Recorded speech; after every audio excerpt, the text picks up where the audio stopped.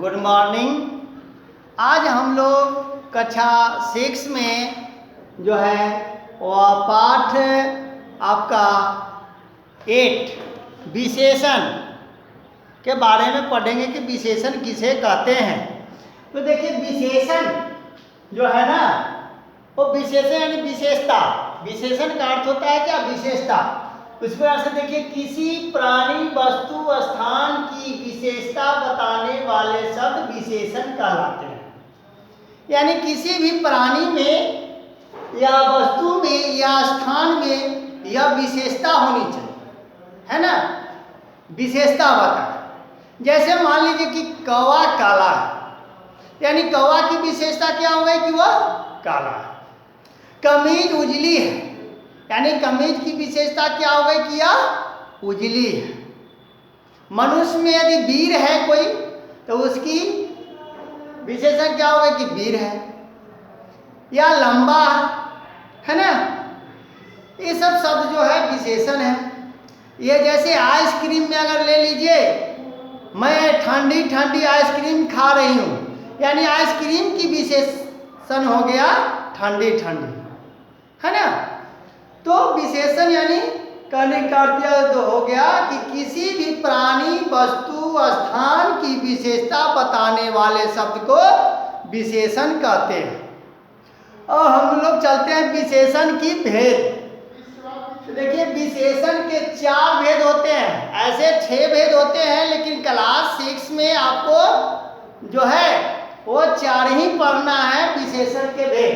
पहला है गुणवाचक विशेषण, दूसरा है संख्यावाचक विशेषण, तीसरा हो गया परिमाणवाचक विशेषण, चौथा हो गया सार्वनामिक विशेषण।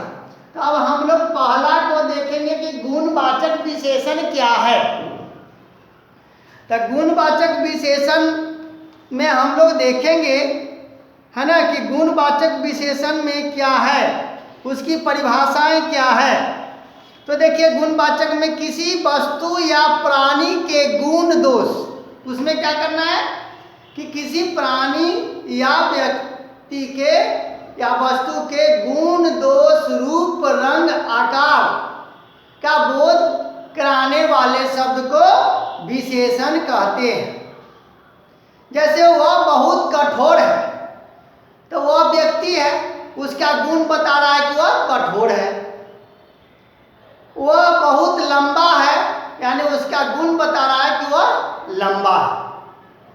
तो पहला आपका गुणवाचक से यह स्पष्ट होता है कि इसमें गुण दोष, है ना, रंग रूप आकार का वर्णन हो, उसे हम लोग गुणवाचक विशेषण कहते हैं। क्लियर? फिर है आपका दूसरा नंबर है संख्यावाचक विशेषण। संख्यावाचक विशेषण से यह स्पष्ट होता है कि इसमें संख्या का बोध हो। किसका बोध हो? किसी वस्तु या व्यक्ति की संख्या या गिनती का बोध हो, उसे संख्यावाचक विशेषण कहते हैं। संख्यावाचक विशेषण में को 2 पार्ट्स में इसको बांटा गया है ना।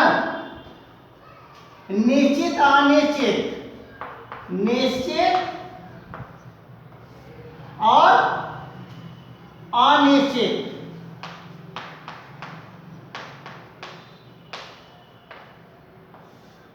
निश्चित संख्या और अनिश्चित संख्या। तो संख्यावाचक में जो है 2 है, इसको 2 टर्म में बांट दिया गया है, निश्चित संख्यावाचक विशेषण और अनिश्चित संख्या। तो निश्चित संख्यावाचक विशेषण में है ना, कि जिस विशेषण शब्द से किसी वस्तु की निश्चित संख्या की ओर इशारा करे, यानी निश्चित संख्या का बोध कराए, उसे निश्चित संख्यावाचक विशेषण कहेंगे। और जिन वस्तु या से हमें निश्चित संख्या का पता न चले, उसे अनिश्चित वाचक विशेषण कराते हैं। जैसे मान लीजिए कि यदि अपनी कक्षा में मेरा नंबर 12 हुआ है, यानी अपनी कक्षा में 12वां नंबर का मतलब कि 12 नंबर जो बता रहा है वो सटीक बता रहा है, निश्चित बता रहा है ना। या पिताजी ने मुझे 1000 रुपये दिए, तो 1000 रुपये जो है वो निश्चित संख्या का बोध करा रहा है कि 1000 रुपये दिए। वही अगर अनिश्चित में देखेंगे है ना, तो जो किसी निश्चित अनिश्चित संख्या की ओर संकेत करे या अनिश्चित संख्या का बोध कराए। जैसे मेरे पास कुछ किताबें हैं, कुछ कहने से यह स्पष्ट नहीं चल रहा है कि कितनी संख्या के बारे में बताया जा रहा है। या दूध में कुछ पड़ा है, और दूध में क्या पड़ा है वह पता नहीं चल रहा है ना। मेरे पुस्तक में अनेक पन्ने हैं, मेरे पुस्तक में कितने पन्ने हैं उसका पता निश्चित संख्या का बोध नहीं हो रहा है, तो अनिश्चित संख्यावाचक विशेषण कहलाएंगे। तीसरा अब देखेंगे हम लोग परिमाणवाचक विशेषण, कि परिमाणवाचक विशेषण में क्या है। तो परिमाणवाचक विशेषण जो है ये 3 नंबर वो है किसी वस्तु या पदार्थ, किसी वस्तु या पदार्थ की मात्रा का बोध कराने वाले सब परिमाणवाचक विशेषण कहलाते हैं, है ना। जैसे कपड़ा, जमीन, फर्नीचर, दाल, सब्जी आदि, दूध, तेल, पानी आदि। इसमें भी जो है आपको 2 खंड किया गया है, निश्चित परिमाण और अनिश्चित परिमाण। इसमें भी जो है 2 खंड किया गया है, निश्चित और अनिश्चित। निश्चित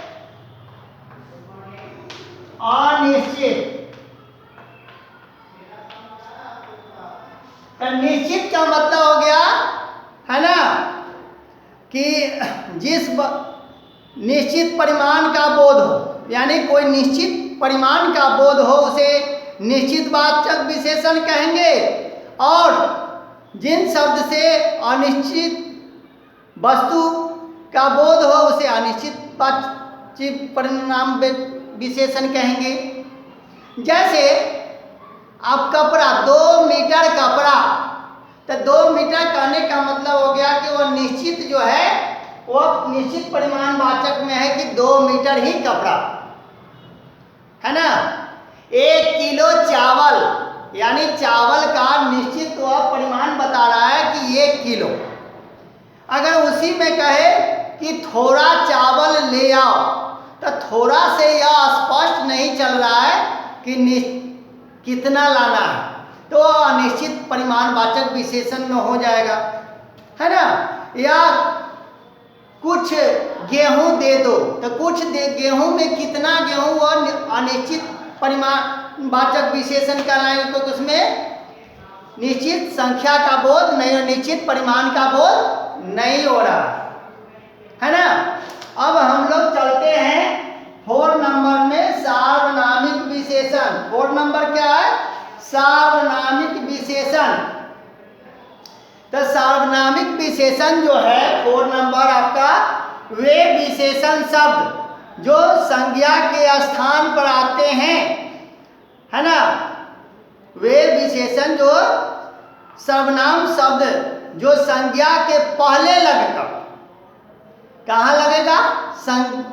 सर्वनाम के शब्द से पहले लगकर, है ना, विशेषण का कार्य करते हैं, उसे सार्वनामिक विशेषण कहते हैं। एक बार और इसको देख लीजिए, सार्वनामिक को ऐसे सर्वनाम शब्द जो संज्ञा से पहले लगकर विशेषण का कार्य करते हैं उसे सार्वनामिक विशेषण कहते हैं। जैसे यह फल मीठा है, यह फल मीठा है, तो यह जो इसमें हुआ वो क्या लग रहा है? सर्वनाम से पहले लग रहा है, इसलिए यह सार्वनामिक विशेषण है। वे खेल रहे हैं, वे खेल रहे हैं, तो वे है क्या? सर्वनाम से पहले लगा वे, इसलिए वे शब्द जो इसमें आएंगे वो सार्वनामिक विशेषण में आएंगे। अब हम लोग चलेंगे इसकी अवस्था। अब हम लोग देखेंगे इस चैप्टर में ही कि विशेषण की अवस्थाएं, कि विशेषण की कितनी अवस्थाएं होती है, तो विशेषण की 3 अवस्थाएं होती है। विशेषण की कितनी? 3 अवस्थाएं होती है। एक में है मूलावस्था, दूसरा है उत्तरावस्था, तीसरा उत्तमावस्था, है ना। तो पहला आपका मूलावस्था जो है, यानी तुलना हम लोग करते हैं ना, तो अवस्था का मतलब होता है तुलना करना।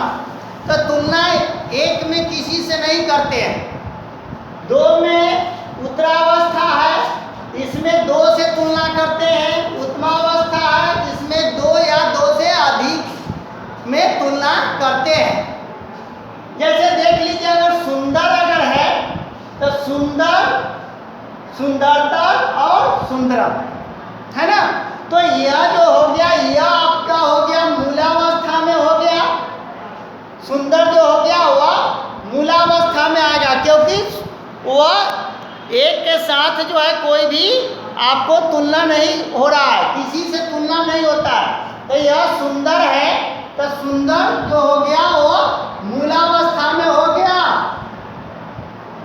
और दूसरा हो गया यह, और तीसरा जो आप देख रहे हैं यह हो गया सुंदरता।